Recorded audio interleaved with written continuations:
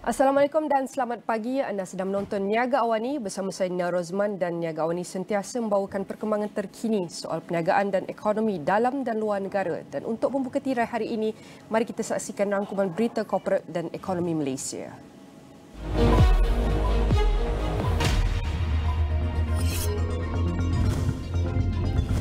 Kenanga Research beramalkan sektor pusat data Malaysia berkembang positif dengan peningkatan kapasiti daripada 500 megawatt kepada lebih 3,000 megawatt.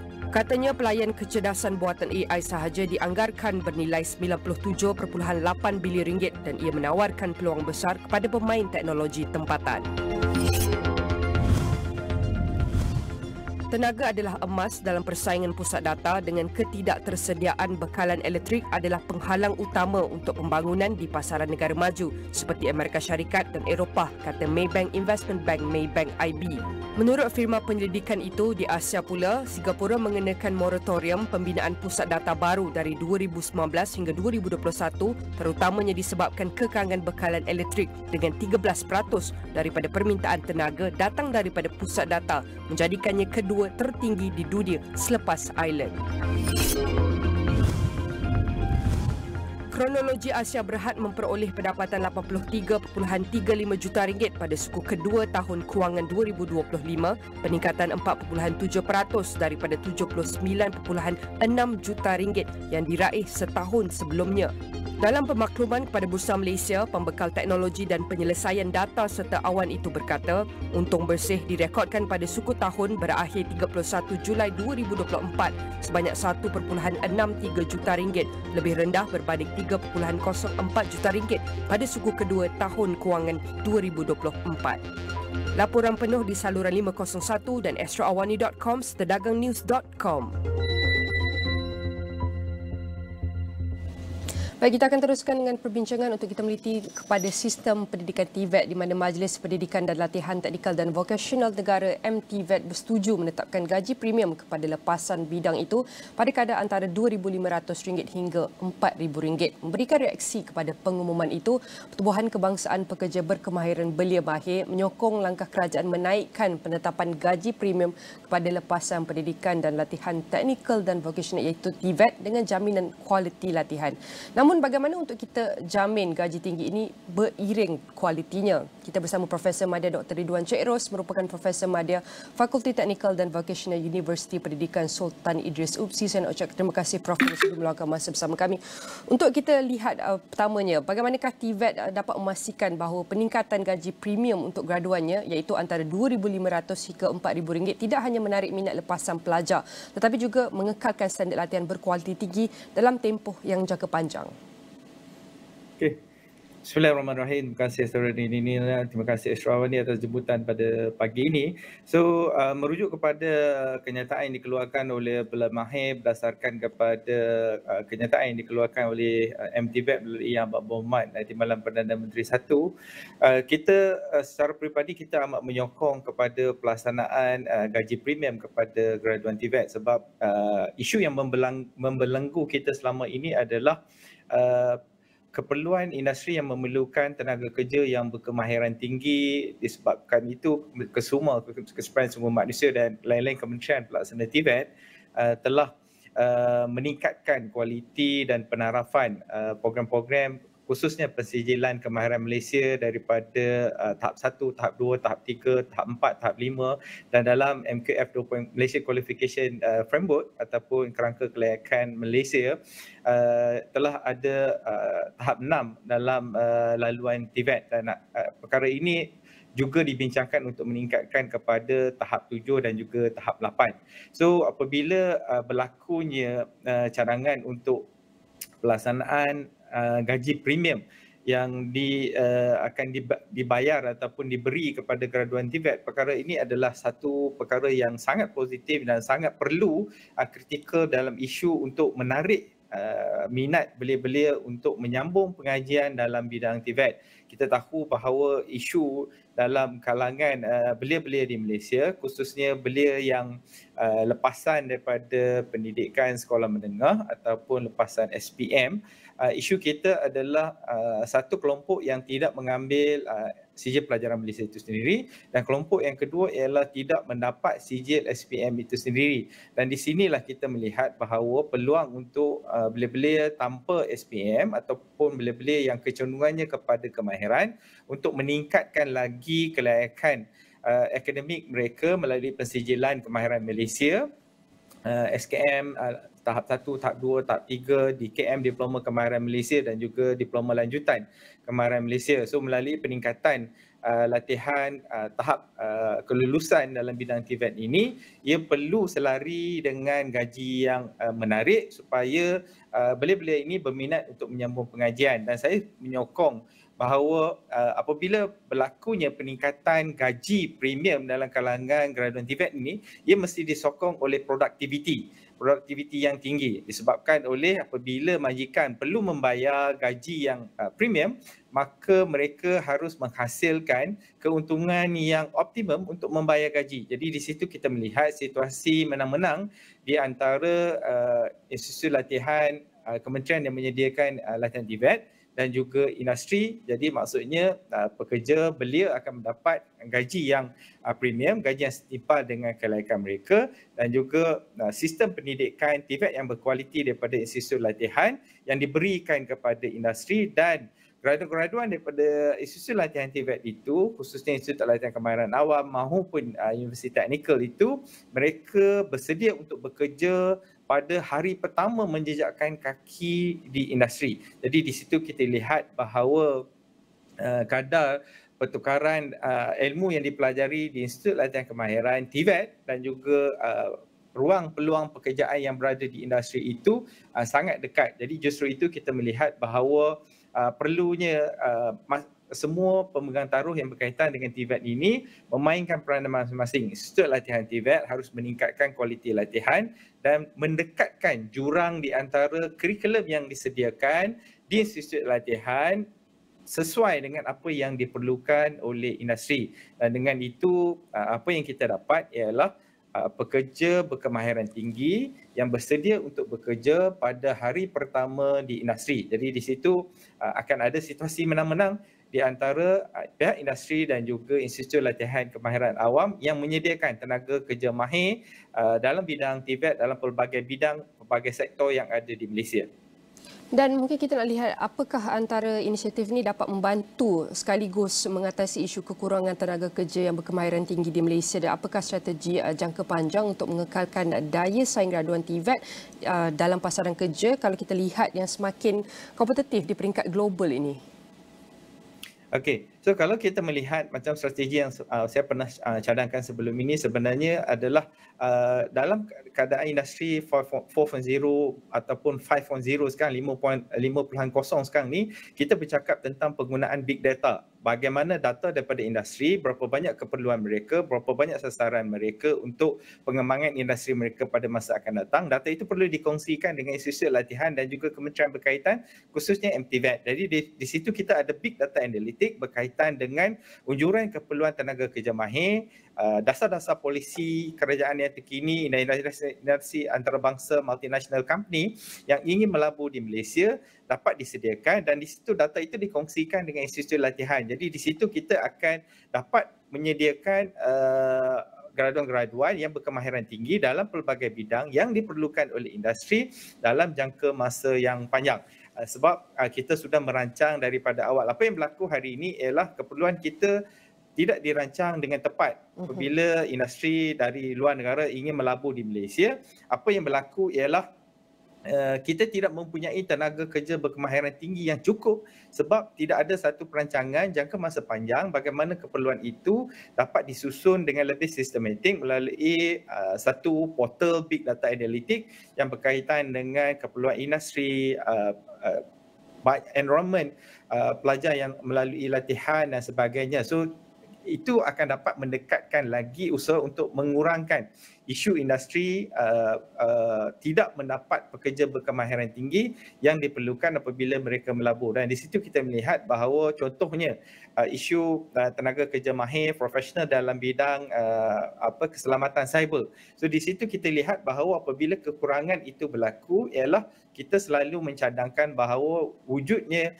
institusi latihan baru untuk melatih, sedangkan tenaga kerja pakar kita ada di banyak universiti. Contohnya kalau di UTM, fakulti AI pertama telah diwujudkan, dan di situ juga kita juga ada fakulti yang melibatkan keselamatan cyber, melibatkan keselamatan komputer, program sains komputer, program ICT dan sebagainya yang boleh menyokong kepada tenaga kerja mahir yang diperlukan oleh negara. Dan kalau kita lihat sebenarnya ekosistem pendidikan tinggi yang ada di Malaysia, khususnya pendidikan tinggi dalam bidang dari universiti teknikal dan juga pendidikan tinggi dalam bidang TVET, sebenarnya ekosistem yang kita ada sekarang ini sudah mencukupi. Cumanya kalau jika ada keperluan seperti mana yang dihasratkan oleh kerajaan, contohnya ingin menubuhkan akademi cyber security ataupun yang melibatkan bidang-bidang tertentu, sektor-sektor yang kritikal macam semiconductor dan sebagainya. So perancangan awal jika dapat dilakukan, contohnya apabila industri ingin masuk melabur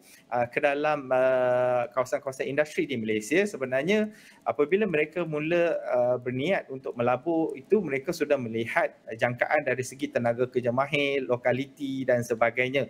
So daripada perancangan awal itu sehingga membina kilang dan sebagainya, sebenarnya kita masih sempat dengan ruang lingkup masa yang ada itu untuk melatih tenaga kerja mahir yang diperlukan oleh industri. Okey. Dan perkongsian Prof jelas menunjukkan peningkatan gaji ataupun kita boleh cakap gaji premium ini tidak hanya sekadar menjadi daya tarikan, tetapi mampu menyumbang kepada produktiviti dan peningkatan kualiti pendidikan dan kesediaan graduan untuk mereka mampu kekal daya tahan dan daya saing tinggi dalam pasaran kerja semakin kompetitif. Sekali lagi saya nak ucapkan terima kasih kepada Profesor Madya Dr. Ridwan Cik Ros, merupakan Profesor Madya Fakulti Teknikal dan Vocational UPSI, dan setiap perbincangan ini akan kami rangkumkan dalam astroawani.com dan di semua platform digital Astro Awani.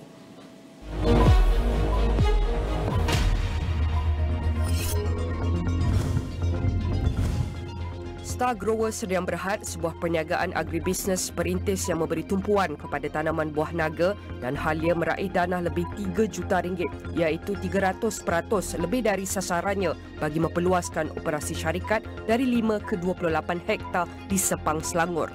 Dana itu dikumpul daripada 17 pelabur melalui Arta Plus Sdn Bhd, sebuah platform equity crowdfunding ECF yang dikawal selia oleh Suruhanjaya Security SC. RHB Investment mengekalkan saranan neutral terhadap sektor kewangan bukan bank disokong pelbagai pemangkin termasuk jangkaan kitaran pemotongan kadar rizab Persekutuan Amerika Syarikat dan semakan gaji kaki tangan awam di Malaysia. Bagaimanapun, firma penyelidikan itu berkata tidak semua berpeluang mendapat manfaat daripada pemangkin secara sama rata, memandangkan profil penilaian merentas syarikat kekal berbeza-beza. Saintex Berhad meraih untung bersih sebanyak 545.2 juta ringgit pada tahun kewangan 2024 yang berakhir 31 Julai, lonjakan sebanyak 24.4% berbanding tahun sebelumnya. Laporan penuh di saluran 501 dan astroawani.com serta dagangnews.com. Baik, seperti biasa kami akan bawakan bagaimanakah perkembangan ringgit, terutama pada waktu pagi pembukaan di mana kita akan lihat perbandingan antara ringgit Malaysia bersama dengan American Dollar iaitu USD. Dan setakat pagi ini kalau kita nak saksikan dulu bagaimanakah prestasi nilai ringgit adalah berada pada paras 4.121 ringgit. Tetapi kalau kita nak lihat bagaimanakah waktu penutup ringgit semalam, ia telah ditutup tinggi berbanding dolar Amerika Syarikat pada Selasa ke paras tertinggi dalam 34 bulan selepas China mengumumkan pakej rangsangan yang bertujuan mencegarkan kembali ekonominya. Dan pada 6 petang ringgit mengukuh kepada 4.1550 berbanding dolar Amerika Syarikat yang naik berbanding 4.2000 ketika ditutup pada Isnin, menandakan kenaikan tahun setakat ini sebanyak 10.49%. Dan ini adalah paras tertinggi ringgit ketika ditutup sejak 11 November 2021. Dan untuk kita saksikan bagaimanakah prestasi nilai ringgit berbanding US dollar setakat pagi ini, sekali lagi saya tunjukkan ia berada pada paras 4.12. Dan kalau kita nak lihat bagaimanakah pergerakan nilai ringgit Malaysia berbanding dolar Amerika dalam tempoh seminggu, iaitu 7 hari lebih kurang pada 18 September sehinggalah 25 September. Pagi ini kita dapat saksikan nilai ringgit mengalami trend pengukuhan berbanding USD. Apabila graf ini menurun, mencermin atau menyifatkan nilai ringgit Malaysia semakin kukuh berbanding USD. Dan kita lihat iaitu antara range ataupun pergerakan julat nilai ringgit yang terendah telah dicatatkan dalam tempoh seminggu berbanding USD berada pada paras 4.2735 dan yang tertinggi, yang paling tinggi kita dapat saksikan dalam tempoh adalah 4.1102. Ini adalah juga merupakan range ataupun julat bagaimanakah trend pergerakan ringgit yang dapat kita saksikan dalam tempoh seminggu dan kita boleh cakapkan dalam tempoh terdekat. Baik, saya akan beralih juga untuk kita lihat bagaimanakah prestasi nilai ringgit Malaysia berbanding iaitu Singapura dolar. Kalau kita boleh saksikan, seperti yang kita tahu, dalam tahun ini nilai ringgit Malaysia antara mata wang yang paling tinggi, kita dapat lihat pengukuhannya. Namun kalau kita nak bandingkan dengan Singapura dolar dalam tempoh setahun, iaitu daripada September 2023 sehinggalah September 2024, ini adalah pergerakan nilai ringgit berbanding Singapura dolar, di mana kalau kita dapat saksikan perlahan-lahan nilai ringgit Malaysia semakin kukuh berbanding Singapura dolar. Kalau kita lihat November tahun lepas, nilai ringgit Malaysia di sini kita lihat mengalami kelemahan berbanding Singapura dolar. Namun kita dapat saksikan prestasi ini stagnan dan stabil, namun masuk sahaja tahun 2024 lebih kurang iaitu pertengahan tahun 2024 itu Julai sehinggalah September, kita dapat saksikan nilai ringgit Malaysia mengukuh. Apabila graf ini menurun, menyifatkan nilai ringgit Malaysia semakin kukuh berbanding Singapura dolar, dan ini adalah prestasi ataupun rangkuman nilai ringgit Malaysia berbanding Singapura dolar yang dapat kita saksikan setakat pagi ini. Dan saya juga akan berkongsikan bagaimana untuk kita saksikan perangkaan perdagangan luar negeri untuk prestasinya pada bulan Ogos 2024. Kalau boleh saya mulakan terperinci, di mana kita dapat saksikan di sini pada bulan Ogos jumlah dagangan yang telah dicatatkan ialah 257.7 bilion ringgit, iaitu peningkatan sebanyak 18.6%. Dan ini adalah jumlah dagangan, dan kalau kita bahagikan kepada dua, iaitu ekspor dan import juga, di mana ekspor juga mengalami peningkatan pada bulan Ogos sebanyak 12.1% dengan nilai yang direkodkan sebanyak 129.2 bilion ringgit. Manakala import juga meningkat pada bulan Ogos tetapi lebih tinggi berbanding ekspor dengan peningkatan 26.2%, mencatatkan iaitu jumlah sebanyak 123.5 bilion ringgit. Manakala imbangan dagangan yang telah dicatatkan pada Ogos telah mencatatkan penurunan sebanyak 67.3% dengan jumlah 5.7 bilion ringgit. Dan ini adalah kita dapat lihat sekali jelas bagaimanakah prestasi bulanan iaitu perdagangan luar negeri daripada ekspor ke import dan bagaimanakah jumlah dagangan semasa yang dapat kita saksikan setakat ini. Seterusnya untuk kita saksikan bagaimanakah ataupun data siri masa perdagangan luar negeri dalam tempoh setahun, iaitu daripada Ogos tahun lepas hinggalah Ogos tahun ini. Kalau kita dapat saksikan poin ini, ekspor di atas, import di bawah. Di sini jelas menunjukkan pada tahun lepas Julai pada bulan Ogos telah mencatatkan ekspor 115.2 bilion ringgit, manakala import merekodkan 97.9 bilion ringgit. Namun kalau kita lihat dalam tempoh setahun ni, ekspor dan import telah meningkat lebih tinggi berbanding bulan yang sama tahun sebelumnya, di mana kita dapat saksikan ekspor meningkat hampir mencecah 130 bilion ringgit dan iaitu import mencecah lebih tinggi berbanding import tahun lepas 123.5 bilion ringgit. Dan ini adalah pergerakan perdagangan luar negeri yang dapat kita saksikan dalam tempoh setahun. Di samping itu, prestasi ekspor dan import bagi sektor, kita pergi kepada sektor pertama sekali, pembuatan. Kita dapat saksikan import dan ekspornya kedua-duanya meningkat. Import meningkat 14.1% kepada 112.1 bilion ringgit, manakala ekspor juga meningkat kepada 25.7% sebanyak 104.0 bilion ringgit. Manakala perlombongan ini adalah salah satu sektor sahaja yang mengalami import dia adalah menurun kepada 16.1% kepada jumlah 7.2 bilion ringgit, manakala ekspornya meningkat kepada 9.8 bilion ringgit sebanyak 21.1%. Dan pertanian kita dapat saksikan berkongsi prestasi yang sama seperti pembuatan, iaitu kedua-duanya meningkat, ekspor dan import masing-masing 40.5% untuk ekspor dan import 19.4%.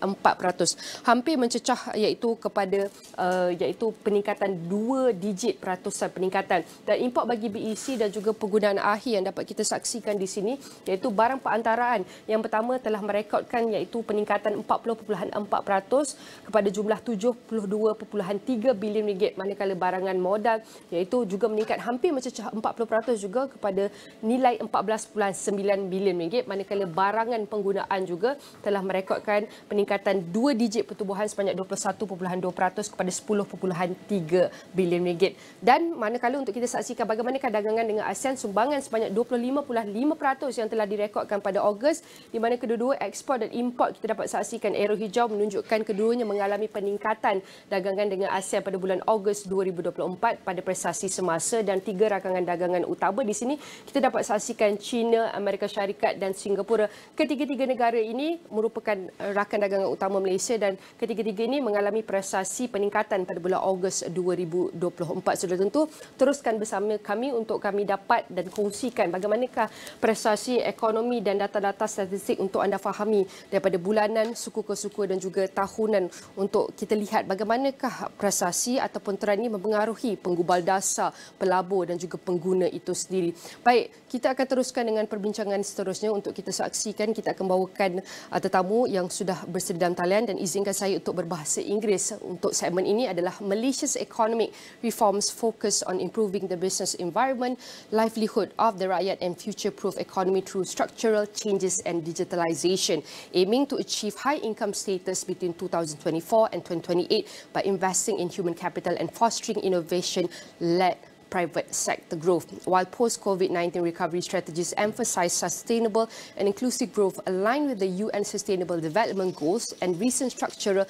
reforms along with positive economic prospect and US Federal Reserve rate cuts have contributed to the recovery of the Malaysian ringgit. Although continuous reforms are necessary to address challenges in transitioning to a high-income nation and ensuring that economic growth benefits all segments of the population as part of Malaysia's broader strategy to remain globally competitive and achieve its shared prosperity vision by 2030. And to discuss further on this, joining us right now is Dr. Rosnani Rasul, the Chief Executive Officer, BIMB Securities Sedang Berhad. I want to say thank you very much, Doctor, for joining me. Firstly, we want to touch on the Fiscal Responsibility Act. How effectively has the Fiscal Responsibility Act been in enhancing transparency and accountability in Malaysia's public finance management? Can you provide specific examples of its impact? Okay. Assalamualaikum warahmatullahi wabarakatuh. Salam madani dari kami di BIMB Securities, anak syarikat milik penuh Bank Islam. Now, talking about Fiscal Responsibility Act, this act is nothing new globally.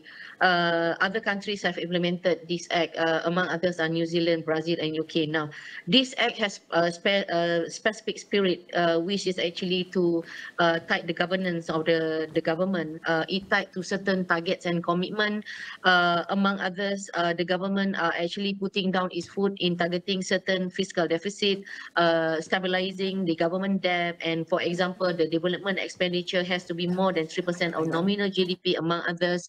The impact will be huge if we are able to implement this fully, because it's actually translate into transparency and accountability for the government, because the government is actually, when they are putting certain targets for the economy, MOF will be answerable in the parliament. Therefore, Malaysia, if let's say the government, for example, let's say they are committed to actually spend 3% of their development expenditure in 2025, the parliament will be able to be, the parliamentarian will be able to argue this, if let's say why or why not, and what this 3% has been spent on, which is the people's money. So I think the Fiscal Responsibility Act is actually a very huge leap by the government to reforms the fiscal situation, the economic situation. So I think Malaysia is moving in the right direction, especially in our aspiration to become a high-income nation by 2024 and 2028, as mentioned just now.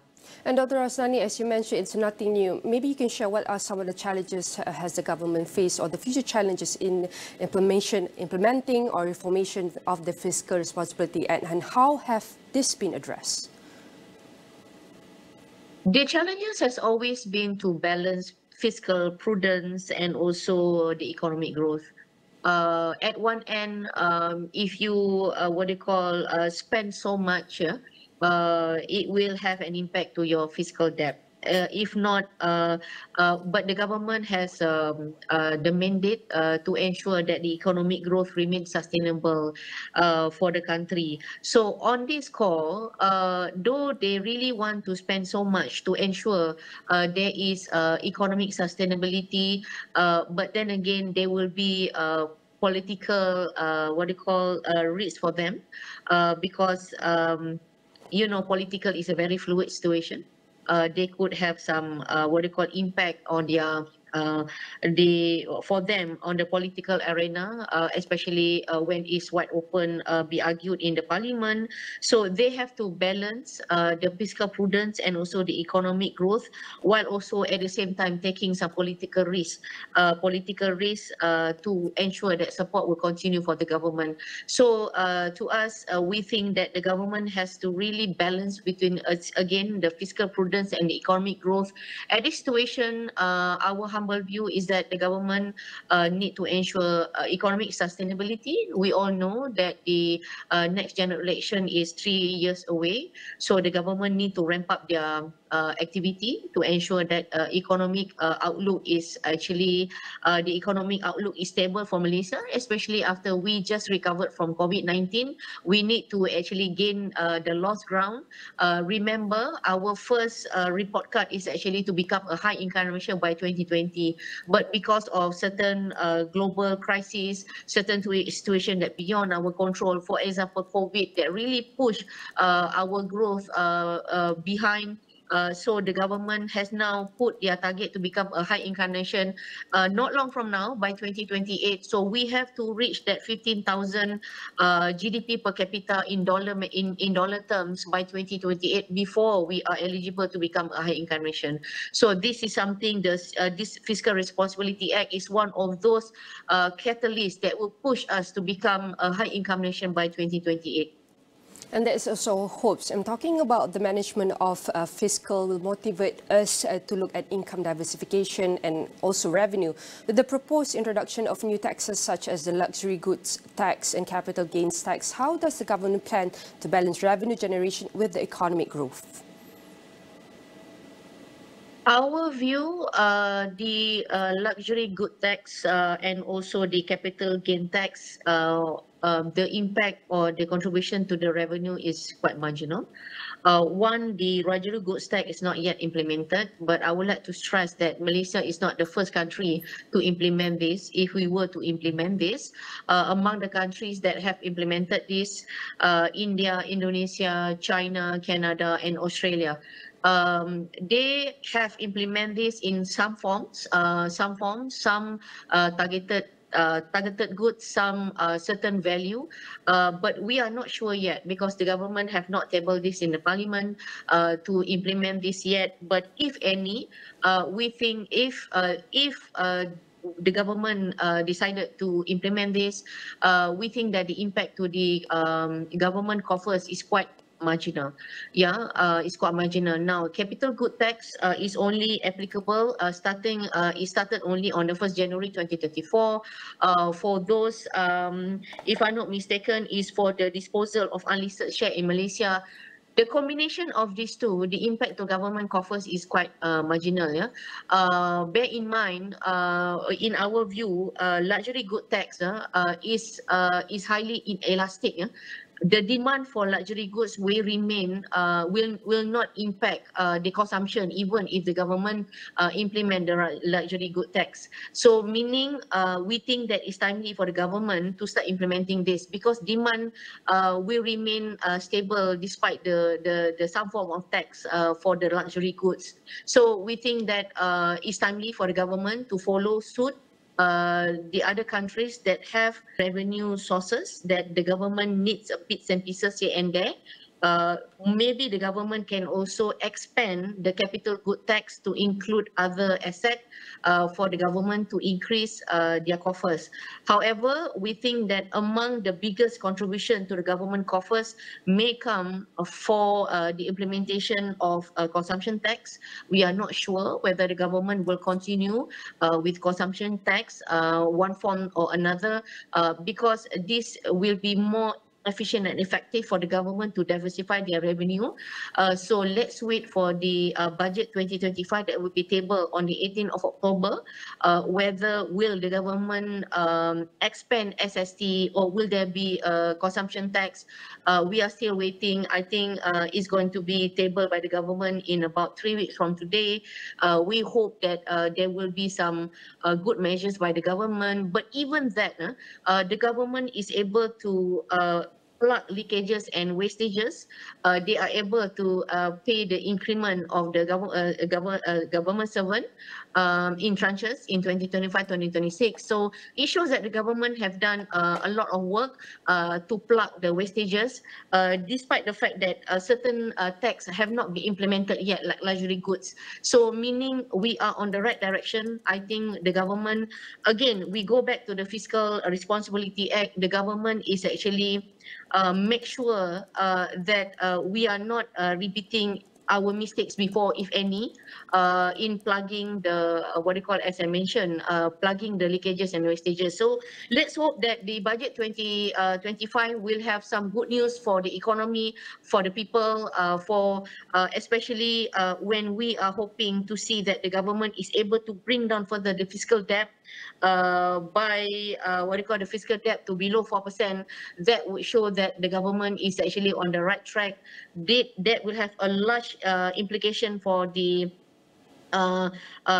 confidence of the investor, for the economic watchers on the economy. As we see, I mean, allow me to digress slightly. It's a very heartening to see that ringgit has actually touched 4.12. We hope that it's able to sustain at this level and even touch 4 ringgit. Just to reiterate, our fair value for ringgit is about 3.75 to 4 ringgit per dollar. All right. I want to say again, thank you very much, Dr. Rosnani Rasul, the Chief Executive Officer, BIMB Securities Surya Berhad, for sharing what are some of the critical aspects or components talking about economic reform and how can we manage a better fiscal moving forward. And definitely all of our discussion here will be featured in AstroAwani.com and across all social media. And please stay with us. Niaga Awani will be taking a short break and we'll be right back.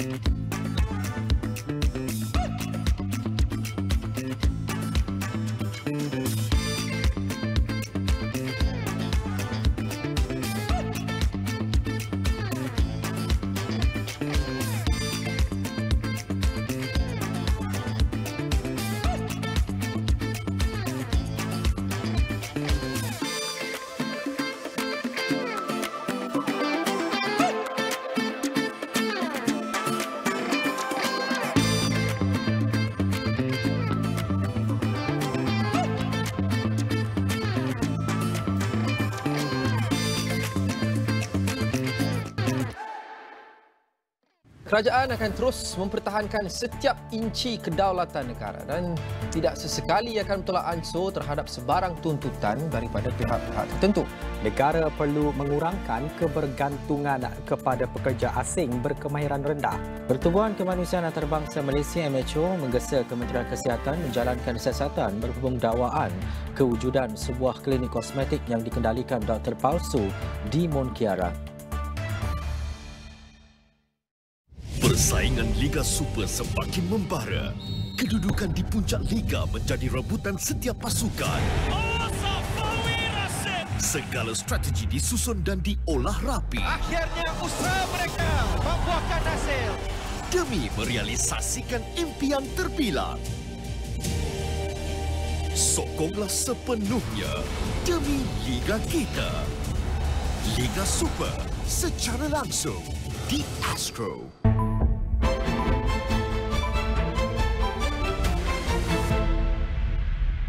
Baik, Simon, pada kali ini untuk kita beri fokus kepada e-wallet, transaksi e-wallet secara khususnya. Kalau kita lihat selepas pandemik COVID-19 ataupun pasca pandemik, kita dapat saksikan banyak perubahan termasuk juga bagaimanakah penggunaan pembayaran dalam setiap pembelian iaitu purchase. Kita dapat saksikan kebanyakan daripada cash, online transaction dan kali ini kita dapat lihat e-wallet. Tetapi kita nak lihat bagaimanakah penggunaan e-wallet di Malaysia setakat 2023 iaitu tahun lepas. Kalau boleh saya kongsikan iaitu daripada operators untuk kita lihat penggunaan e-wallet di Malaysia secara terperinci. Ini data untuk kita lihat penggunaannya sepanjang tahun daripada tahun 2019 iaitu sebelum pandemik COVID-19 hinggalah tahun 2023.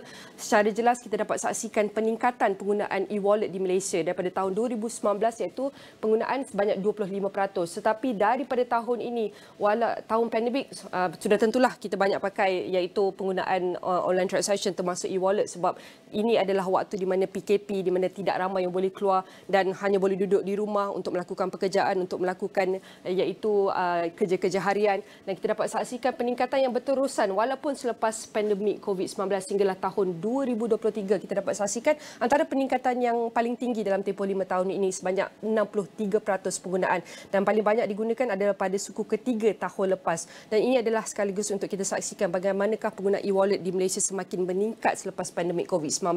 Seterusnya untuk kita lihat bagaimanakah average ataupun purata perbelanjaan e-wallet bulanan di sini. Kalau kita dapat saksikan penggunaan ataupun belanjaan purata belanjaan e-wallet ia sebenarnya adalah kekal stabil daripada tahun 2021 iaitu fasa pemulihan pandemik sehinggalah tahun 2023. Namun kebanyakan individu ataupun kita boleh lihat rakyat menggunakan adalah lebih kurang 300 hinggalah 500. Kalau anda dapat saksikan 47%, 54%, 41% daripada tahun 2021 sehinggalah tahun 2023. Kebanyakan orang yang menggunakan e-wallet adalah daripada segi jumlah 300 hinggalah 500. Namun kalau kita lihat 1000 ke atas banyak menggunakan tapi kita lihat dalam kumpulan ataupun purata belanjaan yang agak rendah. Tapi paling banyak orang menggunakan e-wallet adalah daripada jumlah 100 hinggalah 300. Selain itu untuk kita saksikan bagaimanakah mod pembayaran dalam transaksi fizikal. Sekarang sehingga kini masih tinggi, ramai yang menggunakan tunai. Selepas pandemik COVID-19 sudah tentu ramai yang boleh keluar dan banyak kita lihat acara event forum yang diadakan. Di sana kita dapat lihat penggunaan tunai masih lagi tinggi dalam kalangan rakyat di Malaysia mencatatkan 41%, manakala diikuti yang kedua tertinggi adalah daripada kad debit 18% dan yang ketiga tertinggi adalah e-wallet sendiri dengan merekodkan 14% dan lain-lain lagi termasuk juga dengan pindahan wang melalui e-bank, aplikasi bank dan juga yang paling rendah penggunaan di Malaysia adalah kad kredit mencatatkan sebanyak 4%. Seterusnya di manakah e-wallet digunakan? Kebanyakan e-wallet 50% mereka menggunakannya dalam penggunaan F&B, makanan, minuman, kedai sebeneka iaitu kita boleh cakap convenience store, groceries, barang runcit. Ini adalah top 3 di mana e-wallet ini digunakan kebanyakannya. Ini adalah kerana kita tahu top 3 ini juga merupakan iaitu komponen-komponen penting untuk rakyat ketika ini. Dan kalau kita lihat bagaimanakah jenama yang paling tinggi digunakan e-wallet adalah kita dapat lihat Tashengo. Ia jauh lebih tinggi berbanding iaitu jenama lain seperti Boost, Alipay, BigPay dan GrabPay dan kita lihat Tashengo adalah pengguna e-wallet yang paling tinggi di Malaysia setakat ini dengan mencatatkan sebanyak 93% dan kita lihat perbandingan ataupun prestasi penggunaan e-wallet melalui Tashengo daripada suku ke suku. Daripada suku pertama tahun lepas 54%, naik suku kedua 90%, suku ketiga turun sedikit 78% dan suku keempat tahun lepas iaitu 3 bulan yang terakhir pada lepas mencatatkan 93%. Hampir mencecah 100% rakyat Malaysia yang menggunakan pembayaran e-wallet melalui Tashengo e-wallet. Dan kalau kita dapat lihat niat untuk menggunakan e-wallet dalam 6 bulan akan datang di sini kalau kita dapat saksikan pada suku keempat di sini menyaksikan 41% mereka berniat untuk menggunakan. Ini bawah kurang daripada separuh lagi rakyat Malaysia yang hanya berniat ingin menggunakan iaitu e-wallet dalam transaksi pembayaran mereka. Tetapi ini adalah tempoh pada tahun lepas kalau kita saksikan pada suku keempat 2023 pada tahun iaitu 6 bulan yang seterusnya. Kalau kita lihat daripada suku keempat 2023 dan kemungkinan untuk terus menggunakan e-wallet jika tiada insentif tersedia walaupun tak ada iaitu diskaun, tak ada rebate, kalau tak ada cashback. Tapi kita lihat rakyat Malaysia walaupun tak ada kesemua itu sebanyak 93% masih akan teruskan menggunakan e-wallet ini. Dan kalau kita lihat, ini adalah statistik untuk kita lihat bagaimanakah penggunaan e-wallet secara keseluruhan di Malaysia setakat 2023 dan 2024 kita masih lagi menunggu datanya. Dan izinkan saya berbahasa Inggeris untuk saya bawakan tetamu ini sendiri untuk kita bincangkan bagaimanakah pasaran e-wallet itu sendiri, di mana Malaysia is experiencing a digital revolution in the e-wallet market driven by increased smartphone accessibility and a government initiative for a cashless society. And the market has seen explosive growth with 11.5 billion e-payment transactions in 2023. We can see that local players like both Tashengo's e-wallet and GrabPay are competing with global giants such as Alipay and WeChat Pay. The Malaysian government has supported this growth through initiatives like the e-Tunai Rakyat program and a regulatory framework that encourages innovation while ensuring consumer protection. This intense competition has led to numerous benefits for consumers, including promotion, cashback offers, and new features. And the fintech boom has also created thousands of high-skilled jobs, attracting talent and investment to Malaysia. And the outcome of this e-wallet showdown will depend on which platforms can best balance technological innovation and understanding of Malaysian need and value. And to discuss further, joining me in the studio is Ms. Yi Chung On, the partner AC Ventures. I want to say thank you very much for joining me. As you can see, I've just presented the usage of e-wallets in Malaysia. But that is data since 2023. We can see there's an increased usage of e-wallet transaction within the within the community. But we want to talk about within the larger scale, within the economic transformation. Maybe in what ways the rapid adoptions of digital payments catalyzing the Malaysia shift within the e-wallet market. Maybe you can share with us. Sure. I think what we've really seen is an unprecedented growth in overall digital transactions across the region. I mean, Malaysia is definitely no exception.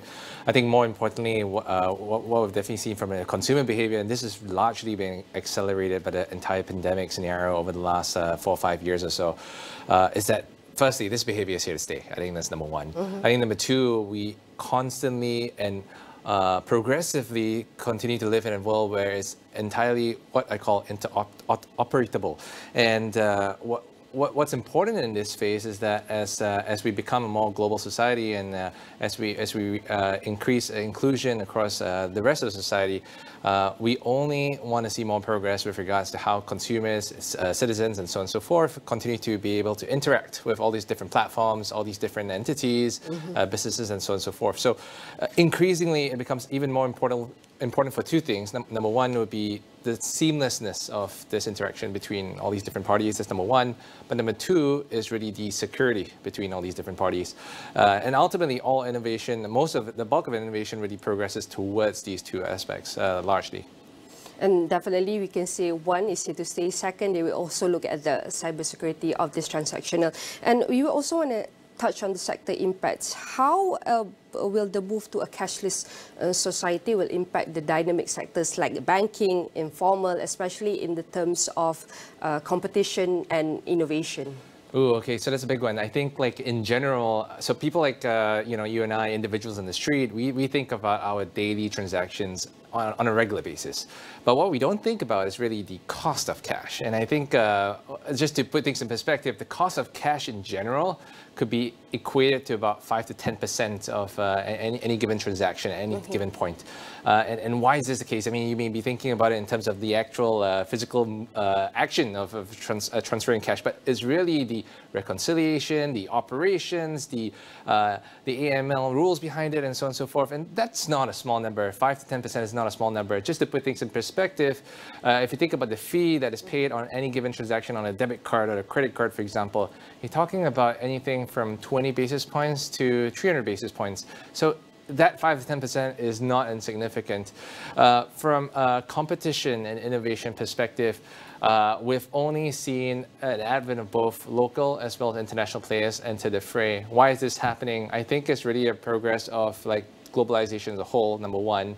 But number two, as we see shifts in global supply chains, whether it's an Alipay or whether it's a WeChat Pay coming to Malaysia, or whether it's a TNG Digital and Boost and so on and so forth growing domestically, it's really been driven by this entire movement of innovation across the space. And why is this important? Is really because ultimately this is driving the participation of whether it's banks, different types of FIs, retail platforms, the likes of Grab and so on and so forth into the fray, and that's only going to continue to grow. And what we want to continue to grow is financial inclusion. So how can we make sure that in what way specifics do e-wallets can serve as a tool to bridge the financial gap, especially in the underbanked populations and the rural areas? Yeah, absolutely. I think first and foremost, if you think about the history of cash, we started from, I guess, products or gold, if you put it that way, moving on to paper, and then to plastics, and to coins, and now to where we are today. And really, we've been transitioning from this physical to digital realm of sorts.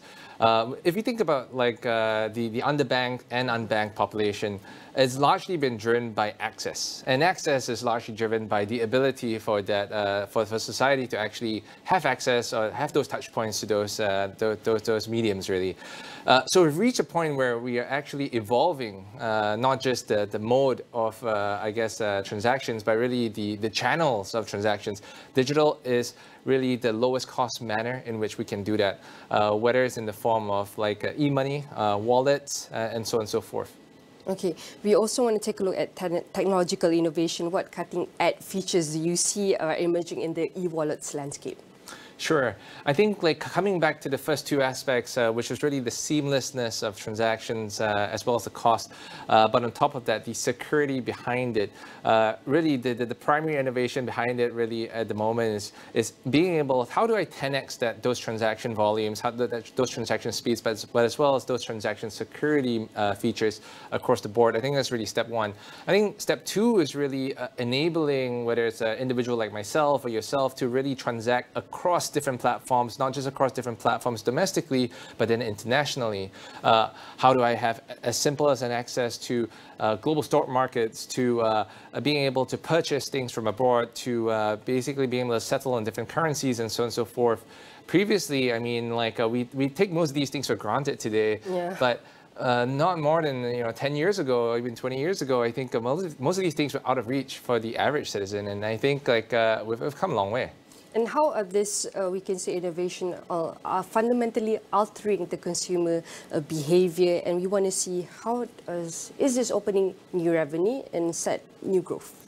Absolutely. I think the proof is in the pudding. I think what we've really seen is that today, I think if the numbers don't lie, on average, the average Malaysian citizen uses a digital payment method once a day on average. I believe the number is closer to about 350 or 340 transactions in a given year. Not more than about, give or take 5 years ago, this number is less than half of that. And just to put things in perspective, just to put things in perspective in regards to how fast the world has moved in this regard, I think in early 2010s, the average Indian citizen in India was barely using one digital transaction a year.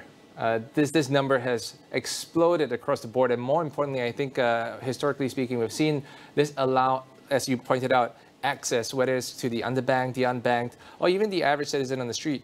So I think from the economic value to both the country as well as its citizens, firstly, the most important thing is access. How can the average consumer or the average citizen have access to just different touch points? How can they have access to different things available where they wouldn't have otherwise?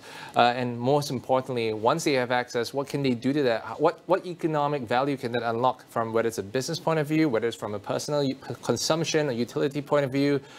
Those options are endless. It's a point of increasing the endlessness of options.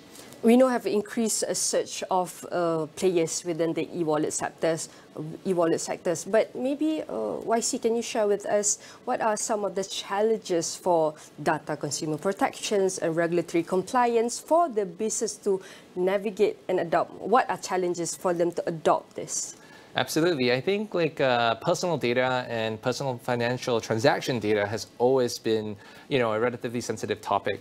I think first and foremost, with regards to, what the world has been for the last 10, 20 years, I think number one has really been how do I keep that data safe? As I mentioned earlier, while seamlessness and the cost of transactions is important, security is extremely important as well. You wouldn't want, personal credit card data or debit card data or bank data being leaked out into the ether. So I think even on one hand, this is not a new thing. On one hand, I think the ability to keep those transactions safe, not just the transactions itself, but the data behind those transactions safe, has been paramount to everybody. The risk of a leak or the risk of a hack, for example, is just something that is something that most entities would never want to imagine, but it's constantly on watch for that. But with regards to where that leads to next, I think where we are in the world is a really interesting place. The world used to be flat, or the world used to be progressively flat, but we're reaching a stage globally where the world is no longer flat. I think global supply chains are shifting, defraying, things where sovereignty is becoming increasingly more important. You've probably heard of the news where in certain countries, not just personal data is important, but also the act of financial transaction data being stored onshore becomes increasingly important.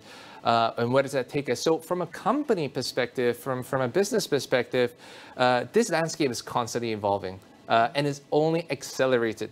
So if I was a business, for example, I would have to constantly pay attention to how not just in a single domestic country, those regulations are evolving, and those are evolving every day, but how that is operating across different countries, different regions, and how my business as a whole can address those things simultaneously. It's not an easy feat. All right, maybe we would take a look on the consumer trends. We know that consumers are evolving as themselves, especially among the savvy tech youth. How will you see this group will affect the evolving shape ataupun dynamic landscapes of the e-wallet sectors in the long-term viability of the e-wallet sectors especially? No, absolutely. I think if you think about society as a whole, especially the one that is currently being driven by the quote-unquote younger generation, I think first and foremost, most companies will take their cue or their clues in terms of this usage or adoption in the first regard, as these are the primary adopters of those modes of transactions. Today, we define society as I want things fast, I want things efficient, I want things cheap. Yeah. No longer are we living in an age where, there's 3 pick 2 is pretty much today I want everything. So ultimately, I think from a company perspective, one really has to think about evolving constantly towards those aspects. And I think even though, most of us take payments for granted where I just go to the front of a McDonald's counter and I just make a payment, whether it's through QR Pay or cash and so on and so forth. But what we tend to underappreciate is the fact behind that is, hey, when I show my QR code, for example, or when I tap a card, for example, how does the cash move from my bank account? How do they verify I have cash in my bank account to the point where it actually moves from point A to point B? And how does McDonald's actually feel confident that I have the cash to buy this burger, for example? And really, I think given that, I expect my burger immediately or effectively in the next 5 minutes, that innovation has really taken leaps and bounds across the last 1-2 decades. Just to put things in perspective, if I had to buy petrol at Petronas using my credit card, at one point that cash was stuck there for up to 3 days. Mm-hmm. Now, in most cases, as an individual, you don't think about it. But that cash being stuck for 3 days is almost 1% of the whole year, mm-hmm. and that's not a small number. All right, I want to say thank you very much to Yu Ching-un, the partners of AC Venture, for sharing with us the revolution of e-wallet sector. Definitely, I want to have more discussion with you in the future to see how the evolving landscape of e-wallet going to be, what are the challenges and opportunities. I want to say again, thank you very much, and I'll see you again. Yeah, we're welcome. And stay with us, and after this, we'll bring more updates on the next segment.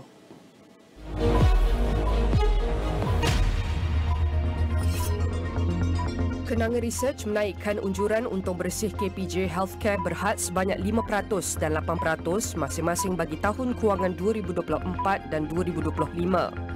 Firma penyelidikan itu juga meningkatkan harga sasaran TP KPJ sebanyak 8% kepada RM2.11 sesaham daripada RM1.95 dengan mengulangi sarangan market perform. DA Securities memberi harga sasaran sebanyak 50 sen terhadap Crest Group berhad yang akan disenaraikan di pasaran East Bursa Malaysia. Saranan itu adalah berdasarkan kepada nisbah harga kepada pendapatan PE sebanyak 14.4 kali ganda daripada pendapatan sesahamnya bagi tahun kewangan berakhir 31 Disember 2023. Industronics berhad menjual tanah pegangan bebas seluas 1,382 meter persegi di Kajang, Selangor kepada People and Global sedang berhad dengan harga RM7 juta. Dalam makluman kepada Bursa Malaysia, kumpulan itu berkata tanah itu mempunyai nilai buku bersih RM5.01 juta. Laporan penuh di saluran 501 dan astroawani.com serta dagangnews.com.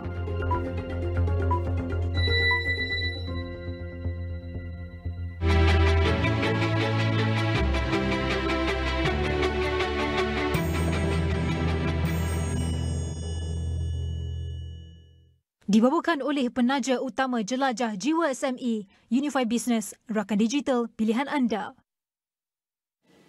Alright, urban farmings and hydroponics are thriving in Malaysia, driven by the need for sustainable food production. Toklan Agrotech, based in Cyberjaya, is a key player in this field, offering comprehensive hydroponic solutions and custom nutrient formulations. They support both hobbyists and commercial growers with expert guidance and are involved in educational initiatives and projects like the Smart Farming Setup in Sarawak. Their efforts promote efficient and sustainable urban farming practices across the country. And to discuss further on this, joining us is Ahmad Azrai, Chief Quality Officer at Toklan Agrotech Company. I want to say thank you very much, Azrai, for joining me.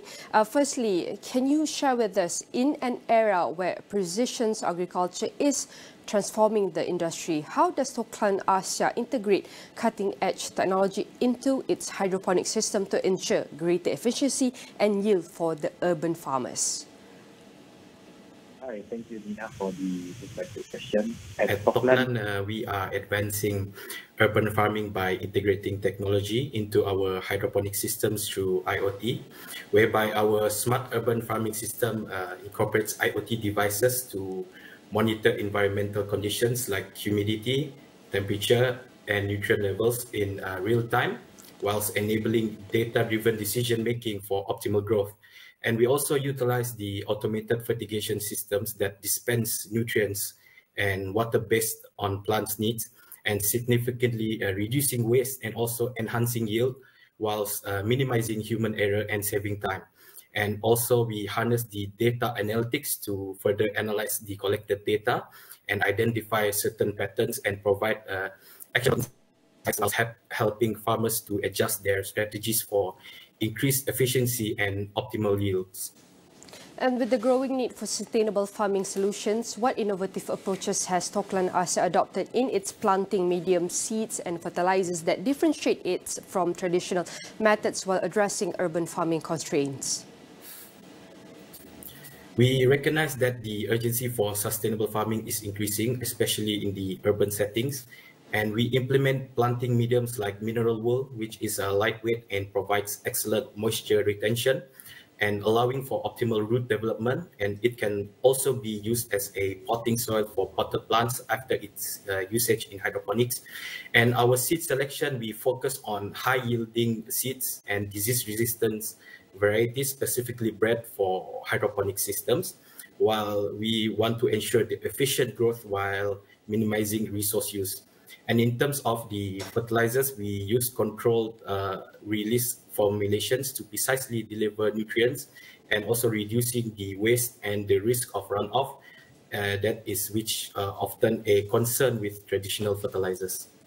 Considering the rapid advancement in automation and IoT in agriculture, how does Toklan Asia leverage these technologies to offer personalized, data-driven support for urban farmers across different experience levels? So we harness the power of automation and the Internet of Things to transform the way of urban farmers manage their crops.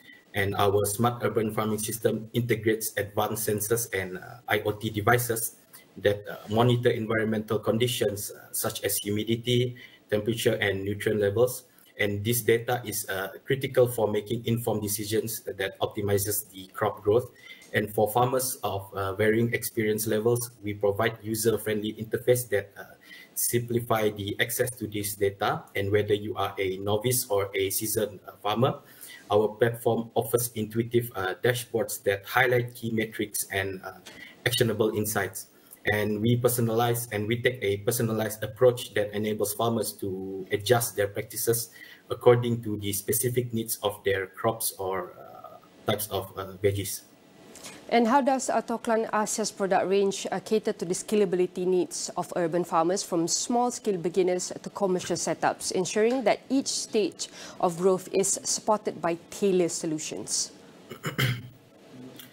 We understand that urban farmers comes in all sizes, shapes, and forms, so our product range is designed to meet different needs. For small-scale beginners, for example, we offer compact hydroponic kits that are easy to use and perfect for limited spaces, making it simple for newcomers to begin and to start their farming ventures. As farmers gain more experience and want to expand their businesses, our solutions grow with them. And we provide modular systems that can be easily upgraded or added to, allowing them to increase capacity without major changes to what they already have. And this flexibility, of course, helps our product adapt as their businesses grow. And for the larger commercial setups, we offer advanced automation solutions and IoT features that maximizes the efficiency and productivity. And these systems are, of course, tailored for bigger operations, providing helpful data and management tools to support their scaling while maintaining their high yields. Can you highlight any specific innovations or breakthrough technologies that has been introduced which have significantly contributed to increased sustainability and reduced resource usage in the urban farming practices? At Toklan, we have introduced the Smart Urban Farming System, or better known as SMURFs, that promote the sustainability and also reduce resource scarcity in urban farming. One of our major focuses is on advanced technologies like the Internet of Things. And by leveraging this IoT system, we provide customized solutions that meet the specific needs of the farmers, and also streamlining their operations while enhancing agricultural efficiency and also minimizing environmental impact. And we also prioritize on sustainable aquaculture and hydroponic farming practices, which is efficiently utilize resources such as water and space. And these methods, of course, help significantly lower the environmental footprint of the agricultural activities. And through these approaches, we ensure that our farming systems are not only productive, but also in line with the sustainable practices that benefit both farmers and the... All right, again, I want to say thank you very much to our guest, Ahmad Azrai, the Chief Quality Officer at Toklan Agrotech Company, for sharing with us how are the urban farming's journey with the Toklan Agrotech. I want to say thank you very much, and definitely all of our discussion here, we will be featured in astroawani.com.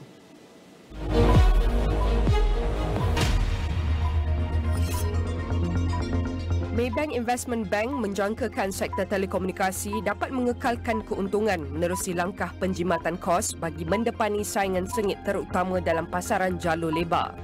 Firma penyelidikan itu berkata industri telekomunikasi negara semakin terlibat dalam perlumbaan yang berlarutan lama ke bawah kerana persaingan menghalang penguangan dan permintaan kawal selia semakin meningkat.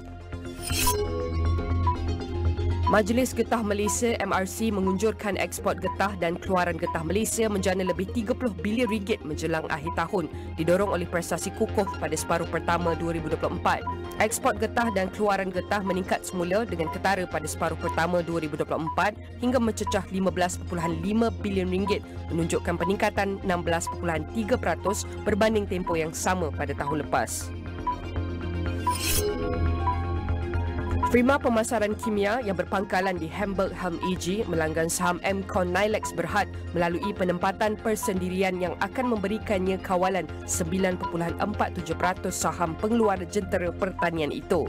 Kumpulan itu dalam satu makluman kepada Bursa Malaysia berkata Ketua Pegawai Eksekutif Helm Steven Schnabel yang juga merupakan pemegang saham tunggal Helm melanggan 96.22 juta saham Mcon Nilex baharu pada harga terbitan RM1 di bawah perjanjian penempatan bersyarat yang ditandatangani pada hari Isnin.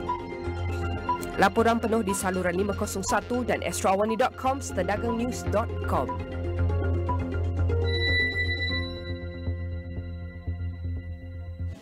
Rapat Kerja Nasional Rakenas 2024 yang dianjurkan oleh Ikatan Wanita Pengusaha Indonesia E-WAPI telah mengusung tema besar peranan strategik wanita usahawan dalam pembangunan lestari menuju Indonesia Emas.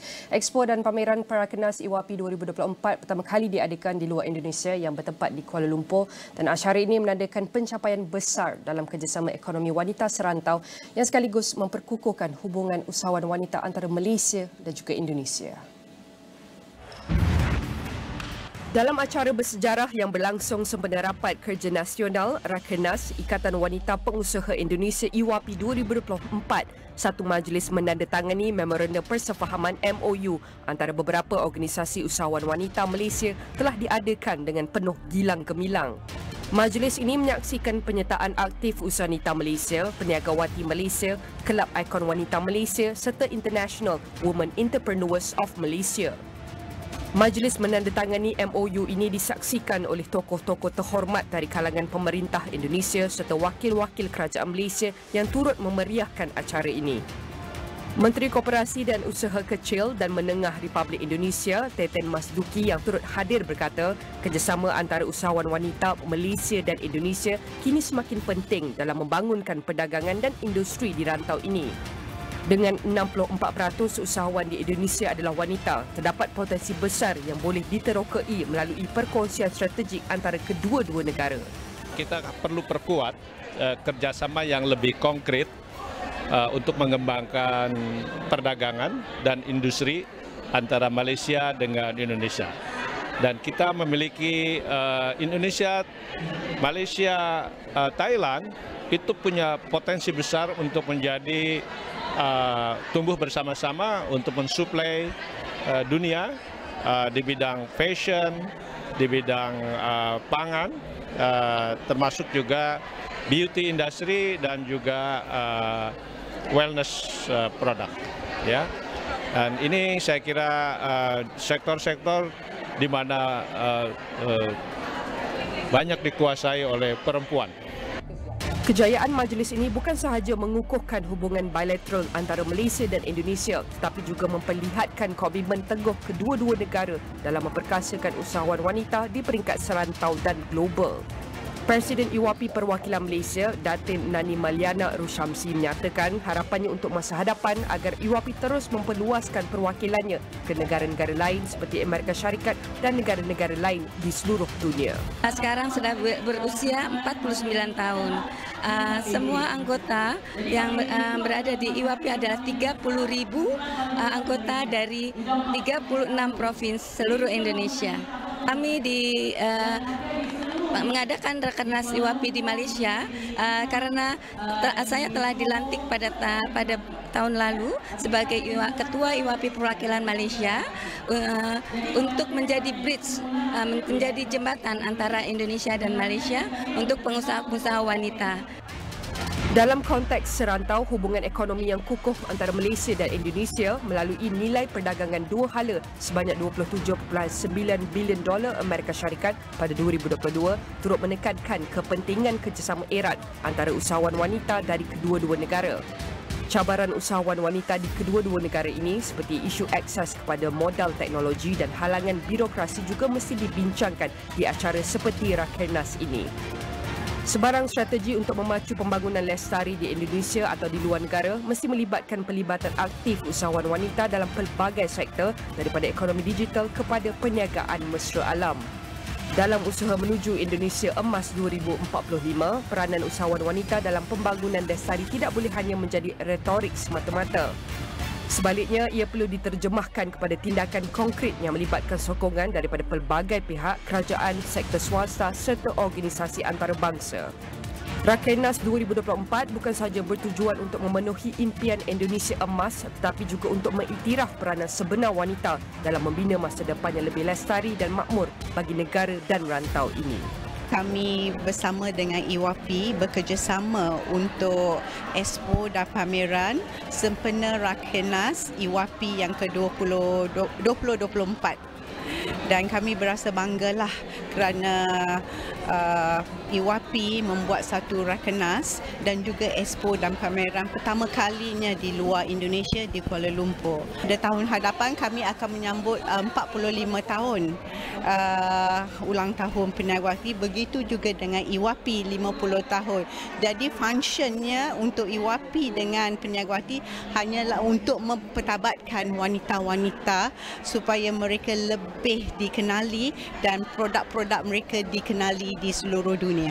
Penglibatan Persatuan Usahawan Wanita Antarabangsa Malaysia atau IWAM telah lama berkecimpung dengan IWAPI sejak 33 tahun yang lepas. Dan networking kami sungguh agung, sungguh mantap dan sungguh solid.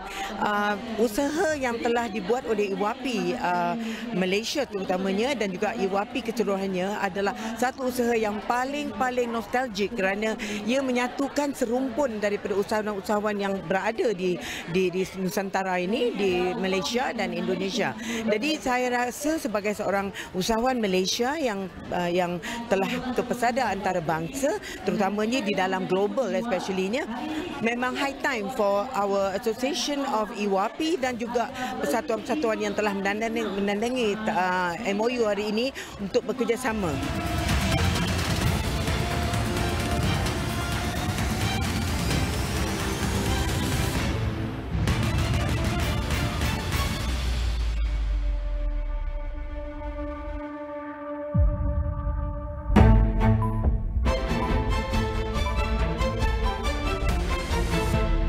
Di era digital, pemasaran bukan hanya tentang penjualan semata-mata.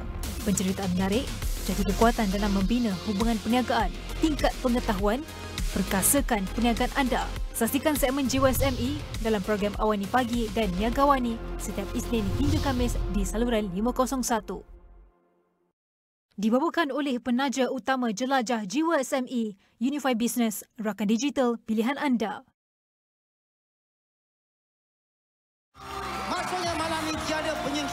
Peluang terus diberikan.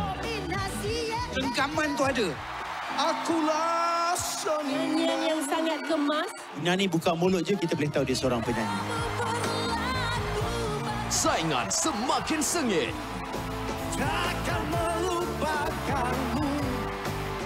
Kilauan Emas 2024. Siaran langsung di Astro Prima dan Astro Go.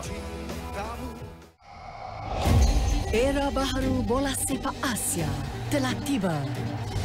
AFC Champions League Elite. What a strike from CR7. Di mana Wira terunggul mengubah definisi permainan. What a fascinating game. Dan menjulang bola sepak Asia ke kemuncaknya. AFC Champions League Elite. Secara langsung di Astro. Apa signifikan dengan pengumuman ataupun berita yang keluar dari media China ini berkaitan dengan hasrat Malaysia untuk menyertai gabungan BRICS? Kita mahu dapat lebih banyak umpamanya pelaburan daripada negara China. Kalau melihat kepada Akta Kanak-Kanak 2001, adakah kita terlalu lambat untuk melihat proses untuk meminda akta sedia ada? Kita perlu ada penyelarasan. Kita tak mahu bekerja secara silo.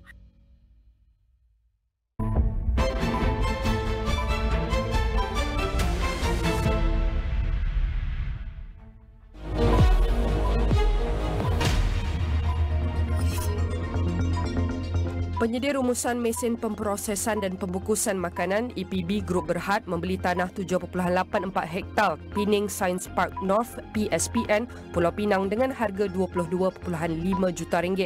Menurut makluman kepada Bursa Malaysia, EPB berkata tanah perindustrian itu akan digunakan untuk mengembangkan perniagaannya termasuk membina pejabat korporat serta bangunan kilang, gudang dan bilik pameran.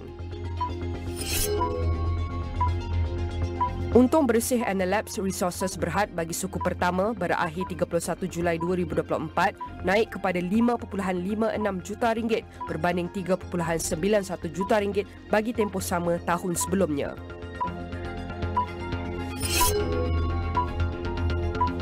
Penang Port Sudan Berhad tidak menjangka ada sebarang isu yang menyebabkan kerajaan masih belum meluluskan pelan induk perluasan terminal kontena Butterworth Utara NBCT bernilai 2.2 bilion ringgit.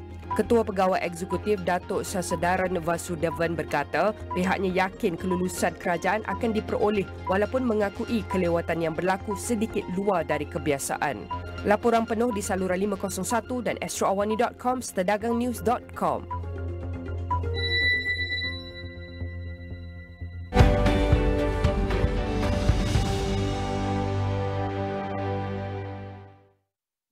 Globally, billions of tons of solid waste are generated each year and waste management remains a significant challenge. And in 2020, the world produced 2.24 billion tons of solid waste. And this number is projected to rise by 73% to 3.88 billion tons by 2050. Many communities, particularly in low-income countries, lack access to proper waste management, with over 90% of waste being disposed of in unregulated dumps or through open burning. One viable solution to this problem is generating energy from waste. Modern technologies allow waste to be converted into renewable energy through processes like waste-to-energy WTE plants. And to discuss further, joining me in the studio right now is Pang Swee Lei, the Executive Director of Pameran. I want to say thank you very much. Firstly, we want to talk about e-waste energy. Probably for the youth, it's such boring discussion, but we know in the future, this is their future. And maybe you can share with us, help us understand by explaining the WTE process and what are the key challenges for Malaysia to even access and implementing the WTE plans compared to countries where WTE is more established.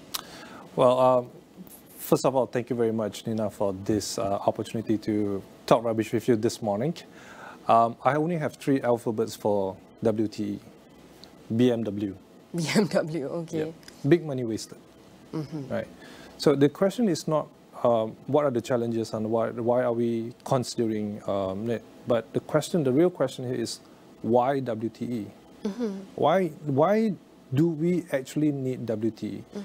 Like you rightfully said, the more advanced and more developed countries who have been using WTEs in the last decades or so, they are phasing out. They are in the process of phasing out because they realize it's no longer environmentally friendly and also effective for future operations and also continuity of the waste management industry.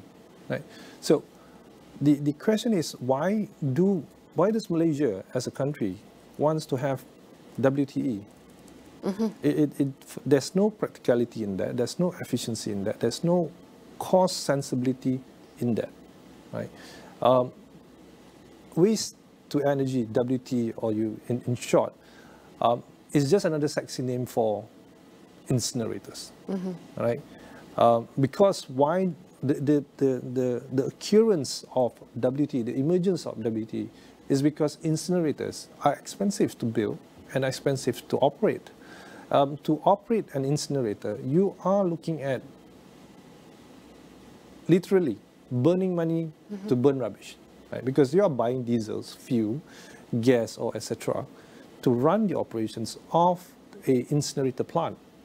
And because of that high cost of operating, comes the energy part, trying to have to salvage of all this energy, this heat generated. How can the plant actually now find a downstream revenue out of this?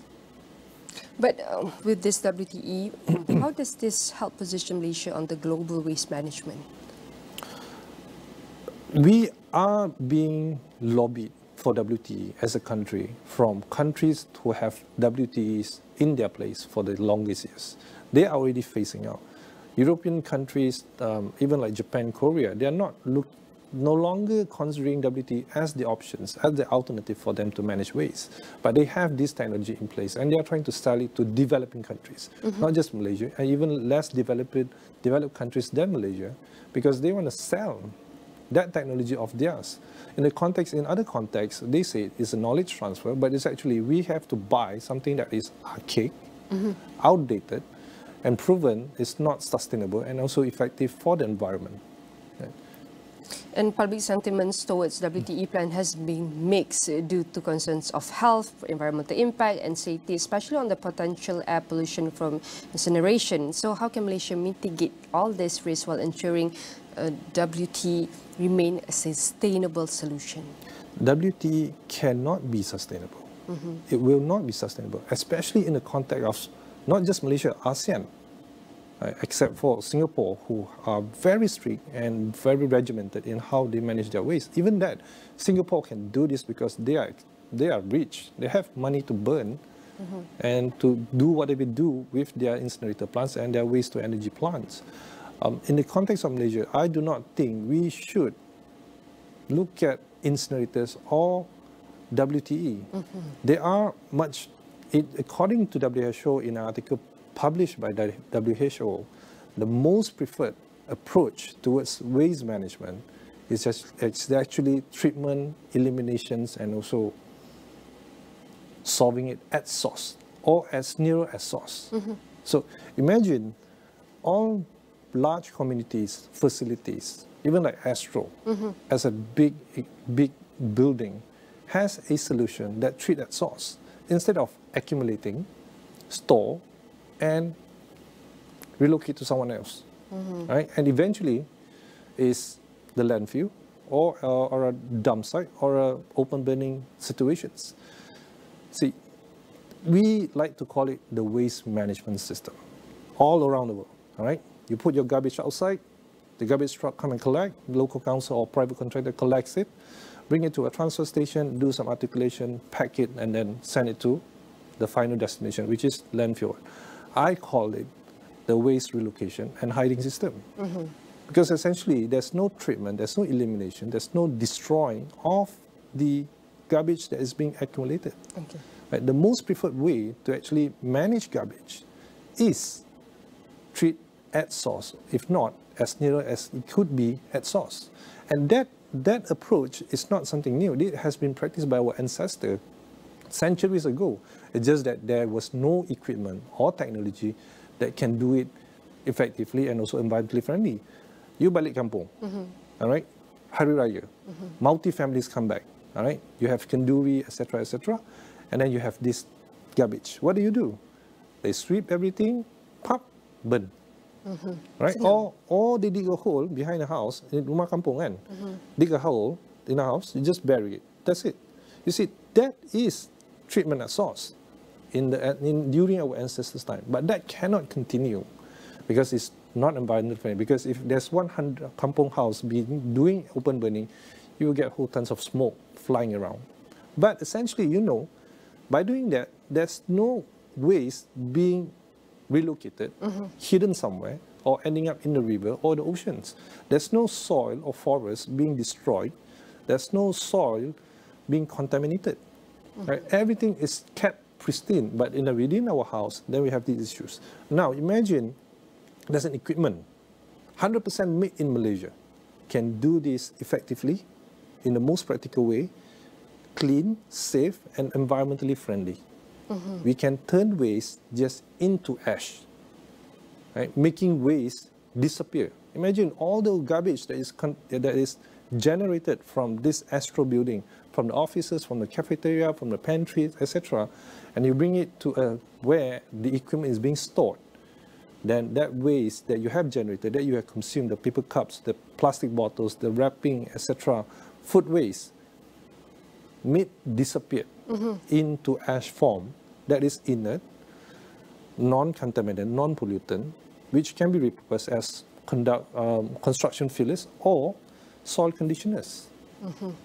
And we want to make sure this has a long-term effect for our environments. But how can all of this changes transition, especially from landfills to WT solutions, and help particularly in terms of job creations, cost saving, and economic viability for governments and even for consumers? See, the whole approach for any problems, and in this particular waste management, waste issues, it cannot be one size fits all kind of solutions. It has to be a clever combination of multiple latitude of solutions. And WTE, incinerator, etc. A lot of times, government or experts, they are looking at engineering solutions, right? But it's not just about engineering. There has to be social solution. There has to be educational solution. There has to be psychological solutions combined with technology or science to solve a long-term problem sustainably and effectively.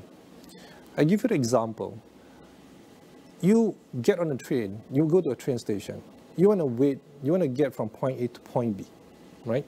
So you using that public transportation, you want to go from point A to point B timely. All right. Now, the service provider is going to use that as the KPI to deliver their service level. So they're going to spend a lot of money to make sure that there are enough trains, the train system is robust to make sure that passengers get from A to B. But in doing that, it costs billions. Let's say our LRT station, our LRT station or our KTM system, there will be billions for that. But if I can tell you psychological solutions that you can get from point A to point B exactly 38 minutes, and the waiting time is 5 minutes. And every minute when the train is going to be arriving, I give you an update, 4 minutes to go, 3 minutes to arrive, 2 minutes to arrive, 1 minute to arrive. You as a passenger that waits, you wait without anxiety and with certainty that you will know that you will arrive at B in this particular given time. Instead of spending billions trying to get from A to B really quick. Because how fast can we go in this advanced modern life that we really have? It's all about, it's just like you having your Grab. You don't mind waiting 6 minutes for the Grab to arrive because you know in 6 minutes the Grab will arrive. Because there's an update, 5 minutes, 4 minutes, 3 minutes, 2 minutes, there you arrive. That certainty gives you no issues of waiting. It's just that when we are waiting without certainty, then we have, that's anxiety. Then comes the service level, customer satisfaction index. So when it comes to waste management, it's not just technology that we put there. The public have to be educated. The public have to reach out and collaborate with government together to actually solve a problem for us in this generation and for generations to come. Mr. Pang, this less than 1 minute, but I really want to ask you this: as WT technologies develops, and do you see it evolves to where it will replace entirely the landfills, WTE, or can it coexist for the long term? Yes and no.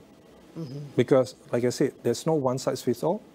It has a combination of application in different market, different socio-economic standard, different logistic, geographical challenge terrain as well. So it's not one size fits all. A small country can't afford a WTE. A richer country can do WTE. But again, the question goes back, is it safe? Is it efficient? Is it environmentally friendly? And to set up a WTE plant, you're looking at destroying about 20 to 30 acres of land, which can actually be kept pristine. And this place, after it post-commissioning, right, decommissioning, it's rendered no use as a dead zone in that particular areas. And definitely, with all of our discussion here with Mr. Pang, the Executive Director of Marai, we want to make sure that Malaysia can ensure that WT complements the recycling efforts, not detracting from them. And definitely, all of our discussion here, Mr. Wang will be featured in AWANI.com and across all social media. Again, I would say thank you very much, and I hope we can have a future discussion about e-waste management, definitely. And that's it for Niaga AWANI. I'm Nina Rozman. Catch you on the next one.